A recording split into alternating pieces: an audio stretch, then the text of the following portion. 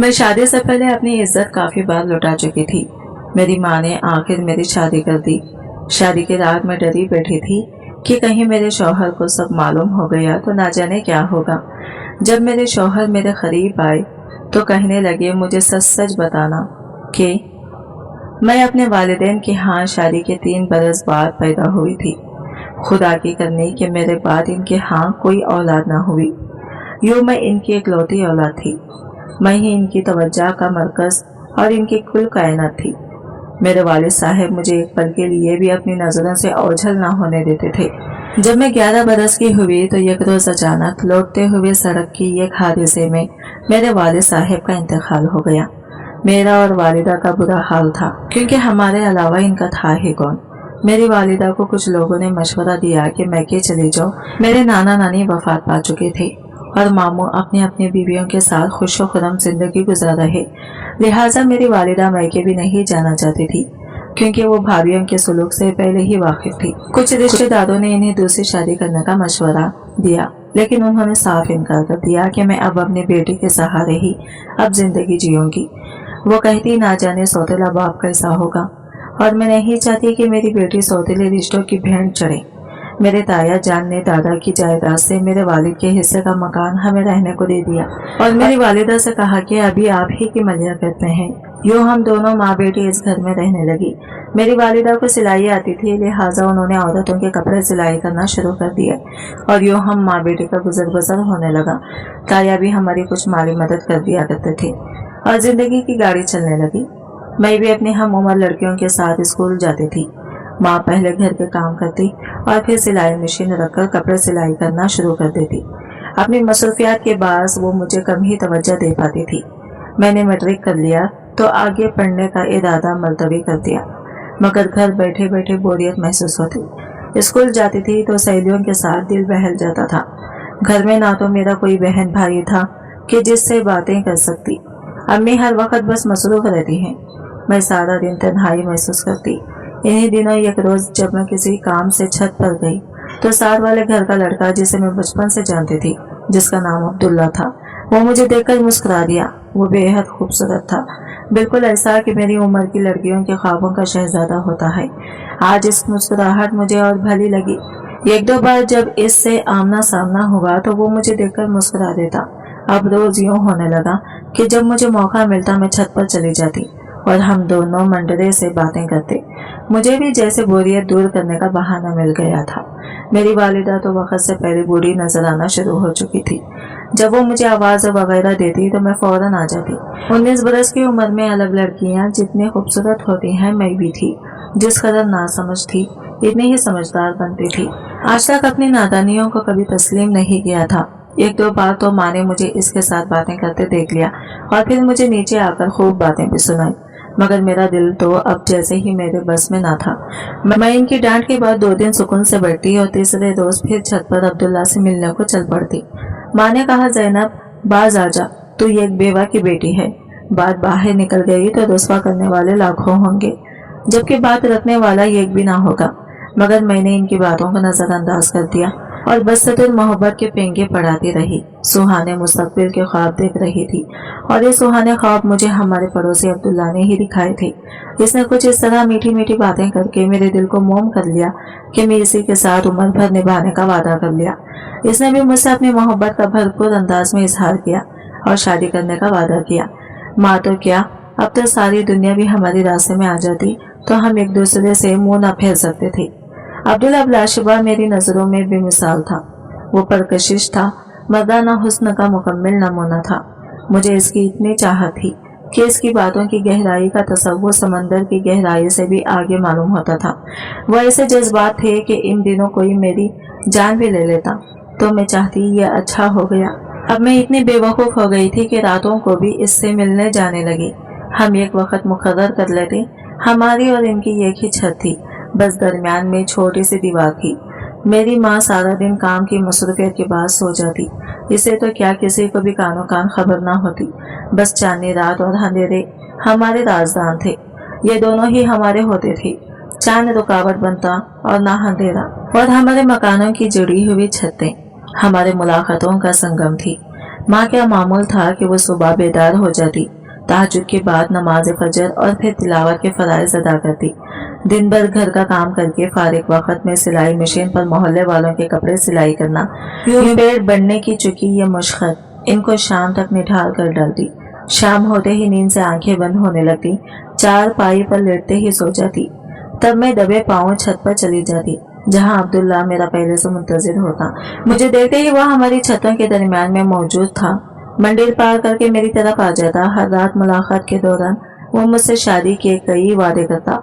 एक रात शादी के मुतालिक सुहाने ख्वाब बनते और बातों बातों में हमने सारी हदें पार कर दी। मैं इसको ही क्यों कसूरवार समझूं, मैं खुद भी तो बहक गई थी। मैंने भी तो खुद को इसके हवाले कर दिया था। जब मुझे होश आया, माँ का ख्याल आया तो रोने लगी।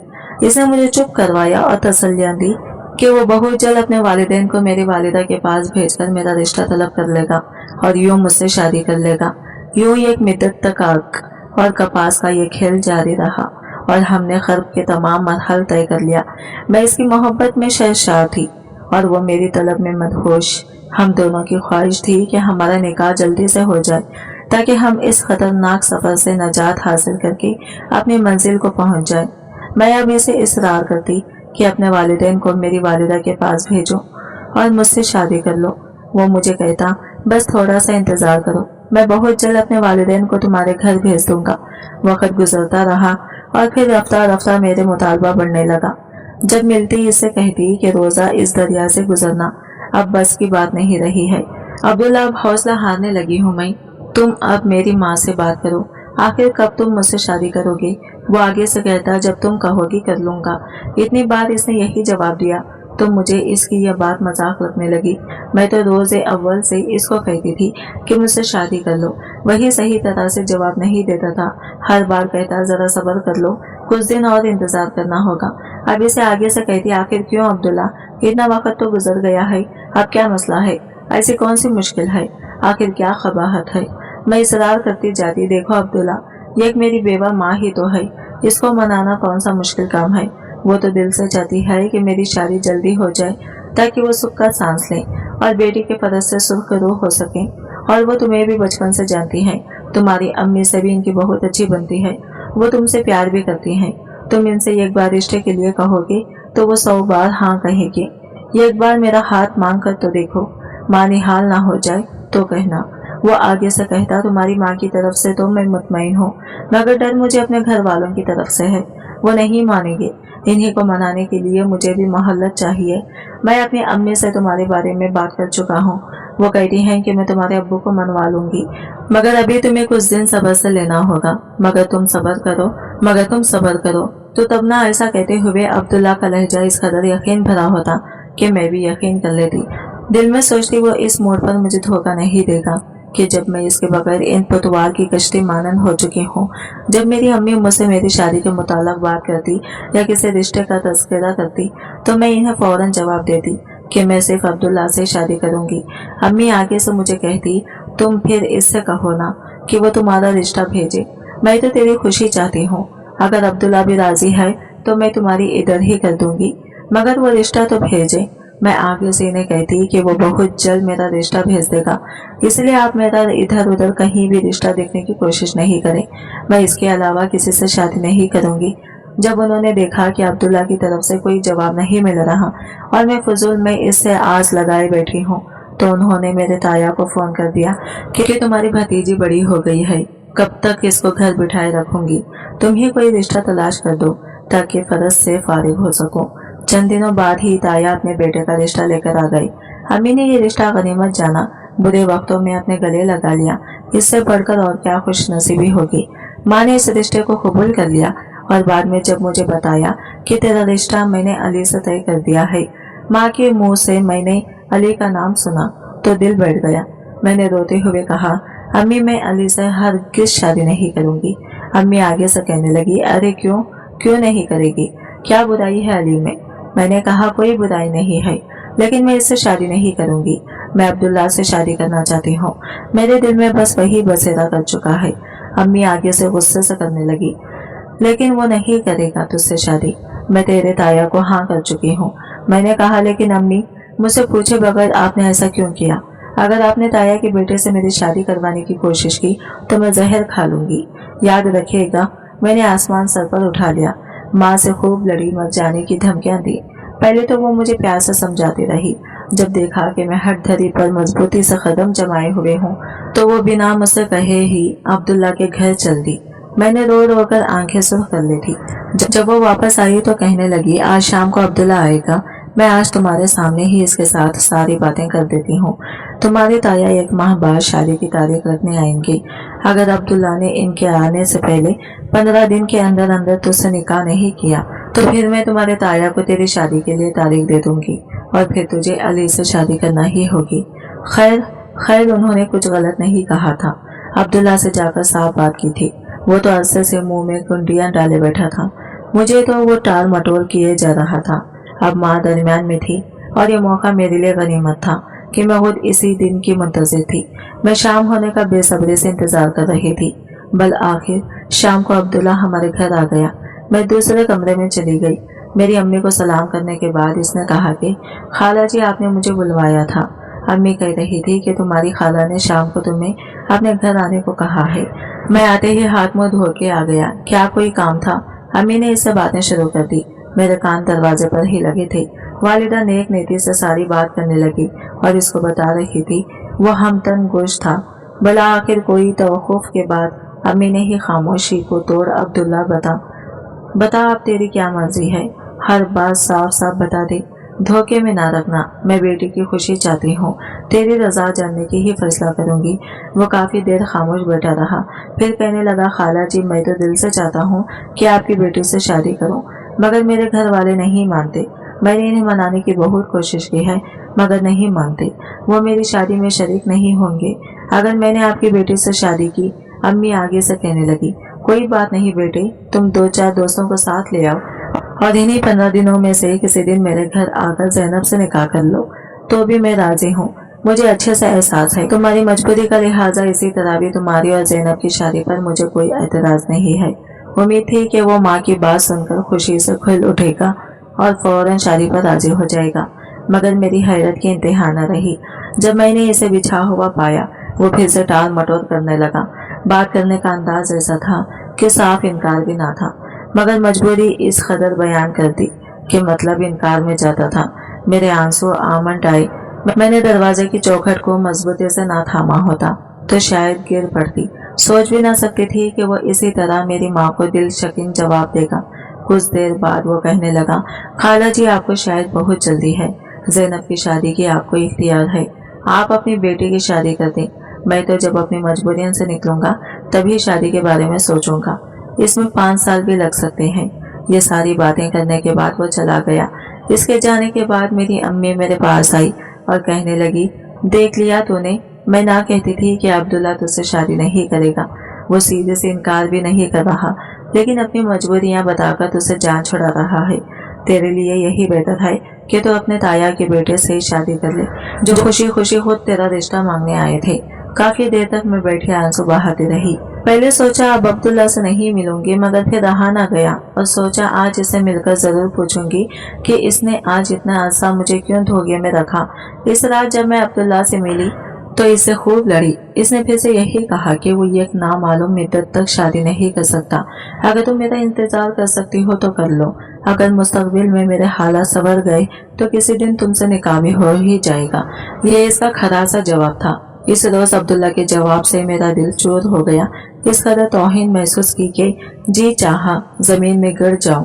मैंने कहा, जब तुम इतना ही मजबूर थे तो तुम मुझे इन मुलाकातों के लिए क्यों मजबूर करते थे, क्यों खुर्बत के मरहले तय किए तुमने? वो आगे से कहने लगा, मैंने अपने दिल से मजबूर था, मगर तुम क्यों आती थी मेरे बुलाने पर? यह इसका बेजार सा जवाब था।